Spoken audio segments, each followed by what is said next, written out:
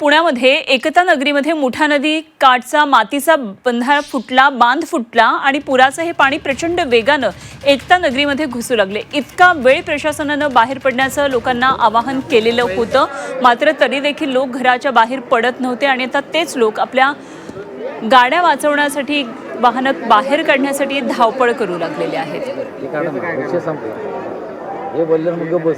एकता नगरीमधली ही दृश्य आपण पाहतोय। नागरिकांचा आता रेस्क्यू सुरू झालेला आहे। पुराचं पाणी शिरलेलं आहे इथल्या सोसायट्यांमध्ये। काय नेमकी सगळी परिस्थिती आहे जाणून घेऊया। माझे सहकारी आमचे पुण्यातले प्रतिनिधी चंद्रकांत फुंदे सध्या आपल्या बरोबर जोडले गेलेत।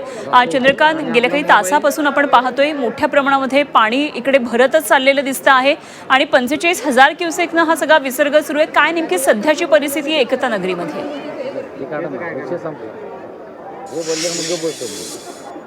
अनुपमा, गेली 3-4 तास आपण हे पुराचे दृश्य महाराष्ट्राला दाखवतो आहोत।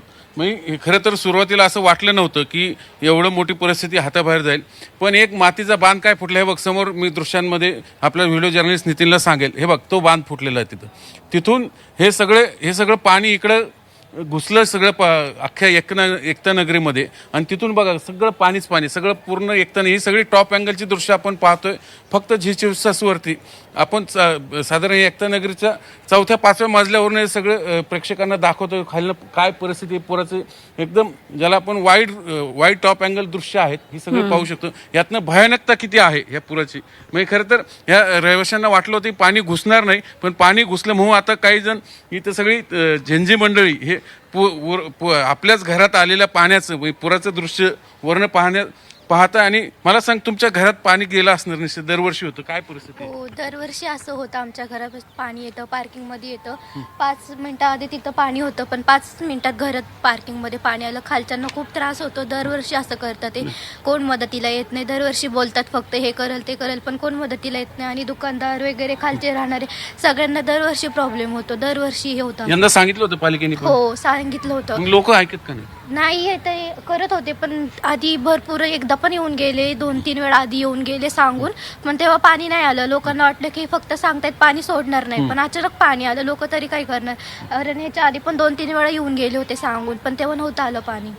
आणि ही सोसायटी एवढी मोठी आहे की एवढे व्हेकल्स आहेत खाली की ते पटकन काढू नाही शकत। म्हणजे त्यांनी सांगितलं, पण लोकांना तेवढं पटकन ऍक्शन घ्यायला वेळ लागतो। आणि सगळ्या गाड्या आता गेल्या का मग? ऑलमोस्ट गाड्या काढल्या बाहेर, पण नंतर मग पाणी इतकं वाढत गेलं की मग त्यांना काढताच आलं नाही। मग काही गाड्या तर अजून खाली आहेत आणि लाईट तर कधीची वगैरे गेली ऑलमोस्ट, ते तर ठीक आहे, बट लाईट पालिकेनेच घालवायला सांगितले की लोकांनी बाहेर काहीतरी ऍक्शन घेतली पाहिजे। लास्ट इयर एकनाथ शिंदे येऊन गेलं तरी काय ऍक्शन नाही। त्यांनी सांगितलं होतं इकडला पुनर्विकास होणार, काय वाटत तर नाहीये। 24 जेव्हा पूर आला तेव्हा सगळे पॉलिटिशियन येऊन गेले। आपले स्वर्गीय आपले पवार साहेब येऊन गेले, प्रत्येक एकनाथ शिंदेजी येऊन गेले, अजित दादा पण येऊन गेले। हो सर, आपले अजित दादा। हा, मग ते बोलले होते की आम्ही भिंत उभा करू, हे करू ते करू, परत तुम्हाला चांगली जागा करण्याचा प्रयत्न करण, हे ते, पण काही नाही झालं। मुळात हे घर माहितीये का, मी इथलं मूळ कारण काय, मी इथलं थोडं दृश्य सांगेल। हा जो चंद्राकार आकार आहे नदीचा, इथं मोठा नदीचा, पलीकडनं काही लोक एन्क्रोचमेंट करतात तेव्हा समोर दिसतंय, त्याच्यामुळे ते पाण्याचा फुगारा आहे तो इकडे दाबला जातो। मग ते पाणी इकडं एकता नगरीत साधारण 2002 पासून फिनोमेनन जास्त वाढलेलं आहे। म्हणजे विशेष करून गेल्या 2-4 दिवस पहिली इकडे भिंत बांधून ठेवली होती, पण हरित लवादानी ती नदी पात्रातली भिंत अतिक्रमित आहे असं निकाल देऊन ती भिंत पाडायला लावली पालिकेला। तेव्हापासून इकडे पुराचं पाणी घुसायला लागलेलं आहे। हा सगळ्यात मोठा त्यातला अडचण आहे। त्याच्यामुळं इथं जर समजा ही सगळ्या काहींचं म्हणणं हे गावठाण असताना हे सगळे घर इकडे बिल्डिंग बांधलेले आहेत अख्ख्या। आता काही म्हणतात हे अतिक्रमित आहे, त्या काळात होतं, पण त्या काळातलं येणे सँक्शन आहे सगळं। त्यामुळे या सगळ्यांचं पुनर्वसन करायचं एवढी सोपं गोष्ट नाही। साधारण 60-65 एकराचा सगळा एरिया आहे, साधारण 1000-1500 लोक आहेत, यांचं पुनर्वसन करायचं काय? यांना एवढी खरं मानव निर्मित ही भौगोलिक सगळी परिस्थिती, ही पूर परिस्थिती आहे असं म्हणावं लागेल। चंद्रकांत, खरं तर याला सगळेच जण जबाबदार आहेत। जसं आता ही मुलं सांगत होती की उपमुख्यमंत्री एकनाथ शिंदे मागच्याही वर्षी येऊन गेले होते, स्वर्गीय अजितदादा सुद्धा येऊन गेले होते, या ठिकाणी भिंत बांधूचं आश्वासित केलं होतं, मात्र अजून काहीच झालेलं नाही। अर्थातच याचा पाठपुरावा आपल्याला करायचा, जरूर लक्ष ठेवून राहा या सगळ्या परिस्थितीवर। वेळोवेळी आणखी माहिती जाणून घेत राहू। तुर्तास धन्यवाद दिलेल्या माहितीसाठी।